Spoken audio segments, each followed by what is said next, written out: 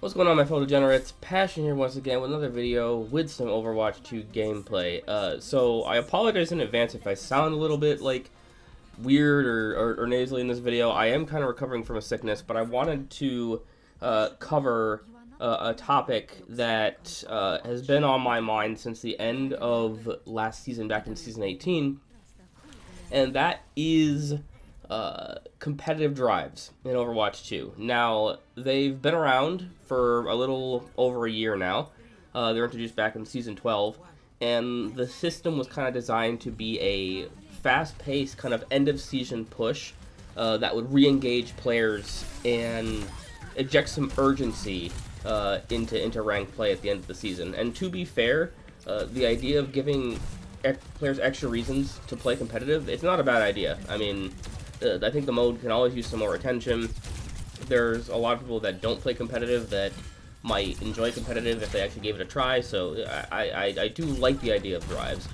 But over the course of 6 of the last 7 drives that we've had, half of which I completed and half I did not, I've come to believe that this system kind of does more harm than good. Because drives take everything that's already frustrating about competitive Overwatch and turn it into a full-blown, like, stress marathon. Because you got, like, poor match quality, with a lot of overwhelming time pressure, these manipulative cosmetics, you know. The way drives are structured actively poisons the experience they're supposed to enhance. So, let's talk about how drives work if you've never seen one of the drives before. So for anyone who's unfamiliar with drives, competitive drives are limited time events that show up during the final 4 days of each Overwatch season. They're exclusive to competitive, and the idea is simple. You earn drive score by winning matches, which fills a reward track full of extra goodies. So each win in competitive gives you 210 drive score with an extra 50 bonus if you're grouped with a friend, and each loss deducts up to a maximum of 63 drive score from your total, meaning a loss streak can seriously set you back. There are 6 reward checkpoints along the way, so at 500 drive score you get 500 competitive points, 1000 drive score you get a basic signature, 1500 drive score you get 1000 competitive points, 2000 drive score gets you an advanced signature, which is partially animated, 2500 drive score gives you 1500 competitive points, and of course at the end 3000 drive score gives you the elite signature, which is a fully animated signature. And once you reach a checkpoint, you can't fall below it. You permanently lock in that reward, which is good. But the climb between these checkpoints is absolutely brutal. While the distance between the checkpoints is fixed and it's equal, the grind itself kind of depends entirely on how your matches go. Because one stretch might fly by thanks to a bunch of wins and a huge win streak. The other can stall out completely because of the terrible matches and the horrible match quality that you experience. So, I believe on paper, like, the competitive drive rewards are genuinely worth chasing, because you get competitive points, as I said before, which can be redeemed for gold, jade, or galactic weapons, and they're really hard to earn under normal circumstances, considering that you only get 10 competitive points per win, and then a 100 competitive point bonus for around every 10th win that you get. So those are great rewards for people who don't get a whole lot of competitive points normally. Either they don't play competitive enough or at all to get those kinds of competitive points. And the signatures you unlock during drives are sleek. They're these really cool animated backgrounds that show up wherever your name is displayed in game, from your little profile card on the top right corner of the main menu to your your profile card on the Hero Select screen, to the list of players in a competitive match. Anywhere they see your name, you'll see this cool animated background behind it, which is cool. And it also kind of denotes you as something more than a casual fan who only logs on to play maybe once or twice a month.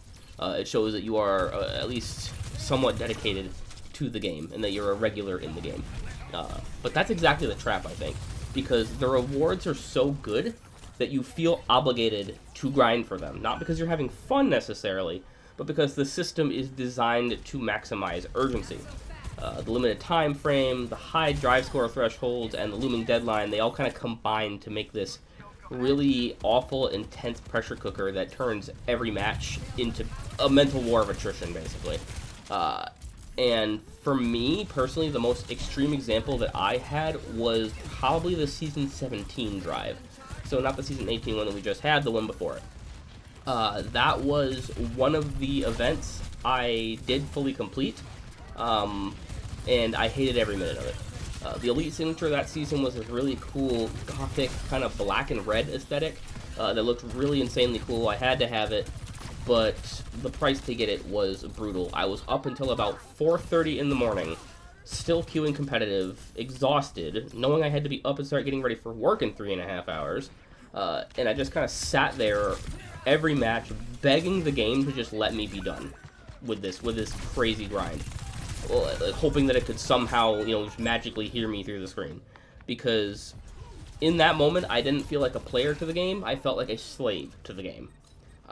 And I did, like I said, I did complete that drive, but the process to get there was excruciating. So drives are good at one thing, and that's pushing you past your limits. But that's not healthy game design, that's manipulation. So one of the biggest unintended consequences of competitive play, I think, is what they do to match quality, right? Because these events run during the last 4 days of the season, which even before drives were implemented, was already known for desperation queues, these career high chasers, tilted players, all of them trying to end the season on a win. And now, when Blizzard throws in these FOMO-driven rewards, it brings in a whole new wave of players, and these are players who usually don't play competitive, but they still want the cosmetics. So now you have two very different groups of players playing competitive for two completely different reasons. On one hand, you have the competitive players who are genuinely trying to climb and are playing for their SR or playing for their rank, trying to play to their best of their ability. And then you have the drives players who hardly ever touch competitive, but still are enticed by the cosmetics and the rewards, so they're just trying to finish their drive track, and they don't care how well they play, they just want the cosmetics. And then, of course, you have the trolls and throwers who just enjoy ruining the experience for both of these players. So when all of these players get thrown into the same matchmaking pool, it creates a powder keg. Because teammates are often completely out of sync. There's some throwing, some sweating, some just trying to farm the drive score, as I said, without any concern for the actual outcome of the match. Obviously, they want to win to get that drive score, but they don't try, you know what I mean? They just treat it like quick play, essentially.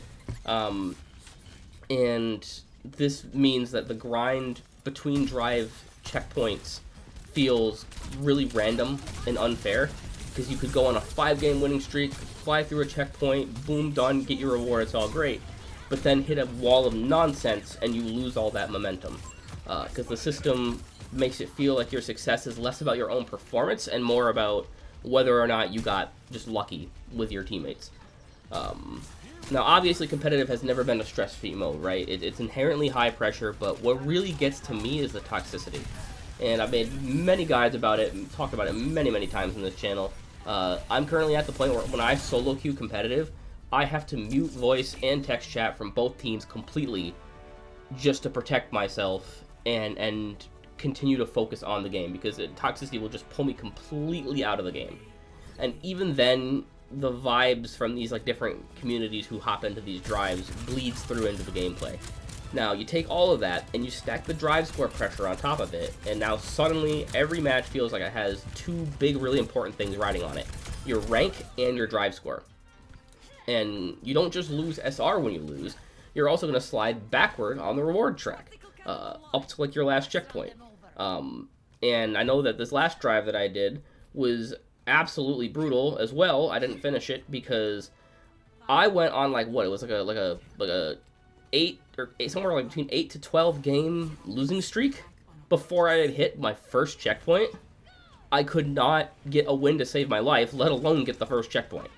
So yeah, it was horrible. And I believe that even if you do everything right, one tilted teammate can just throw the game and cost you both your progress and your mental health. And with the clock ticking, it creates this sense of just helpless urgency. right? So, and that kind of stress stacked across dozens of matches in just 4 days, it's why so many players get burnt out on the drives, and they don't finish or they never even attempt it, because it is a grueling environment to put yourself in. Now, in Season 17, competitive stadium was also allowed to contribute to your drive score, much the same way that, the core competitive Overwatch does. And in theory, this should have helped with the painful pressure of drives, because stadium is a much faster-paced game mode, where rank isn't seen as incredibly sacred. People don't value their stadium rank as much as they value their core competitive rank. However, in my opinion, competitive stadium has now just exchanged one type of toxic competitive player base for another.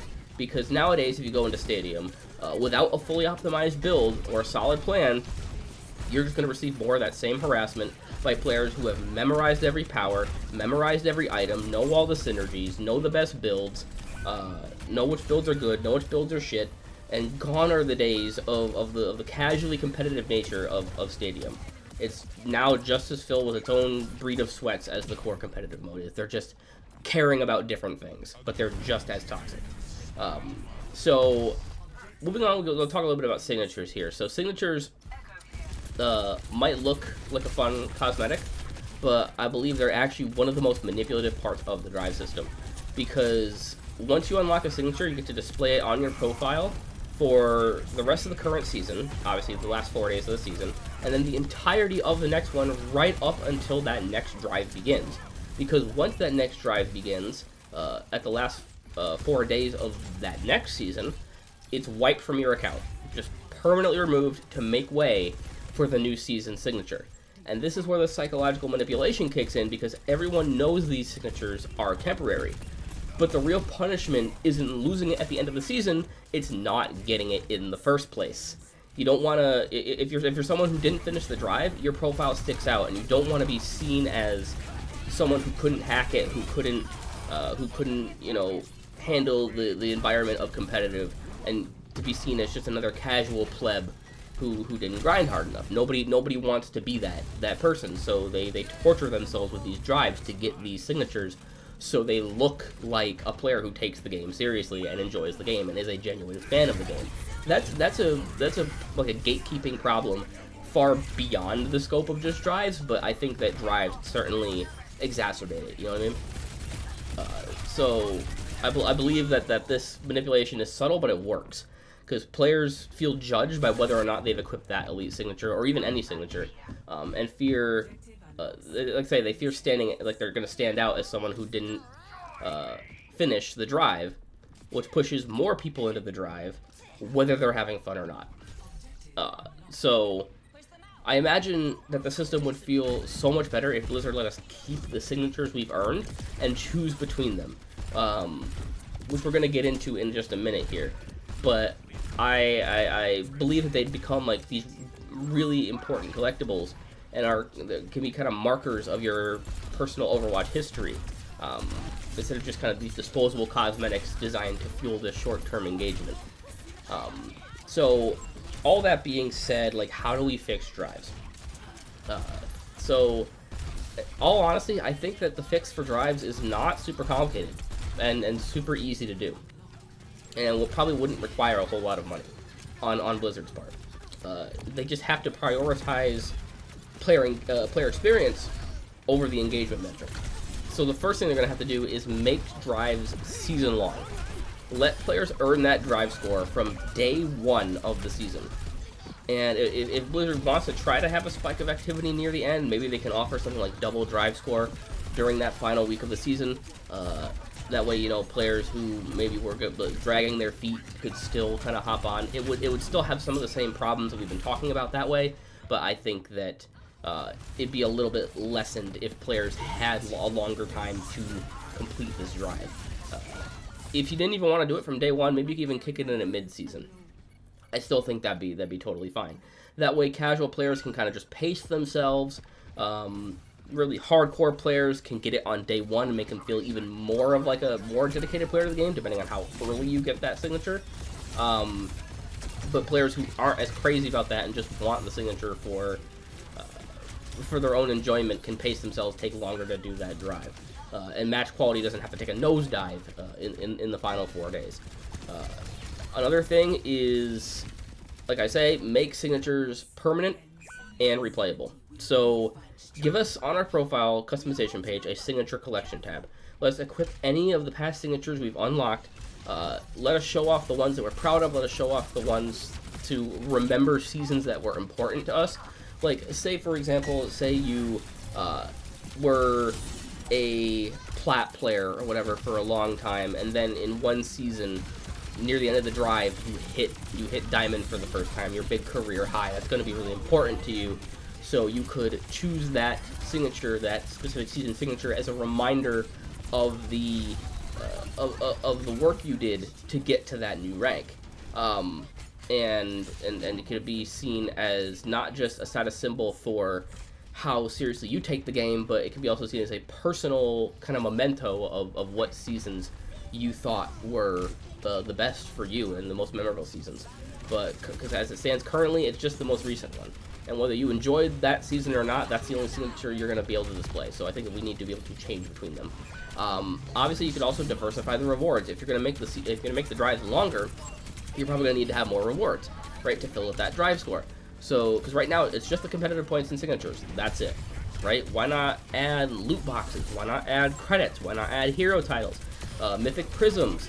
Maybe you could have exclusive drive skins. I know that they did the Galactic Freya as a special competitive reward skin. Why don't we start introducing other competitive reward skins for drives? I think that'd be really, really cool. That way, even a partial completion feels rewarding to players. And obviously, the last thing I wanted to say about like fixing drives is removing the penalty for losses. Don't take away drive score when players lose, right? Just give more for wins. That's it. That's how the base competitive system works. For competitive points, you don't lose competitive points by losing matches. You don't. You just either don't get any, or you get some. That's it. And I think that drives need to work the same way. Just keep progress moving forward without punishing players for trying and failing. None of these changes are particularly radical, but they would go a long way into making drives feel like a genuine reward system, not just a punishment. Because the truth is, when you really break it down, drives were created for a marketing reason, not a player experience one. Because they exist to keep the queue time short and the engagement high during the notoriously quietest week of the season. And that's mostly for the benefit of the C-suite within Blizzard, so that Blizzard can point to the game at the final week, say, look, we're still relevant, we have all these players in our competitive matches. Please let us keep doing all these cool things and creating the game. Don't shut us down. Keep giving us green lights to keep working on stuff. So it was made just to appease the suits. It wasn't made for us players. Competitive needs to feel rewarding, and players can tell when a system exists just to serve the numbers instead of the people that it's playing. If you have good matches and fair systems, players will return to competitive. It doesn't have to be. Drives don't have to be this limited time kind of panic event. Because right now they highlight the worst parts of Overwatch 2's ranked ecosystem. The inconsistent matchmaking, the tilted players, the design decisions that favor engagement over enjoyment is the problem. And if Blizzard really wants to improve competitive, they need to start designing around that player satisfaction, not just the player retention graphs. There's also something to be said that Blizzard, you might just have to take the L, right? You might just have to take the L on the final week of the season and accept that there is nothing you can do to magically make that time of the game more fun and engaging for players. There's no amount of rewards you can throw our way, no amount of cool stuff you can give us, no amount of like shiny new things you can dangle in our face that's going to make the end of a season magically more fun. There's no amount of incentives, nothing that, even in my proposed rework of drives that I just said, that will suddenly turn the end of every season into the best time to play comp. It's not going to happen. You might just need to take the L on that and accept it. Because as long as there is a deadline, players are going to constantly try to rush to beat it at the last minute. right? That's just how it goes. It comes with the cyclical nature of seasons, and I'm sure that they're not going to get rid of seasons anytime soon. That's how the industry operates these days. So as long as you have seasons, you're going to have a bad end of season. That's just how it works. Now, I personally, I don't love competitive. I play it, sure, but it already stresses me out with the toxicity and everything and the intensity. So I rarely queue for it. And drives just make that experience 10 times worse because they basically turn the game into a second job, right? It's a schedule and maintain, and it's a reward treadmill that feels more punishing than it does productive. Now, I don't want drives to disappear completely. That's not what I'm advocating for here. But Blizzard certainly needs to take a hard look at how they function and whether they're really improving the rank experience, because I don't feel like they are. I think it's just currently masking its weakness with temporary distractions. If they're serious about taking competitive as a core part of Overwatch 2's identity seriously, which I know that they have from day one, they've wanted to, then they need to build systems that respect players' time and effort into competitive, and drives could be a part of that, but not the way that they're currently implemented, because we need to play ranked for the enjoyment of the competition and not just to survive a specific deadline. But that's really all I had to say on drives. Remember, guys, if you like the video, do like it, didn't even dislike, subscribe if you haven't already, and as always, I'm Passion. I'll see you in the next one. Peace. Yeah. Turn me on a couple on the screen, let you know about it. Get up and say hello.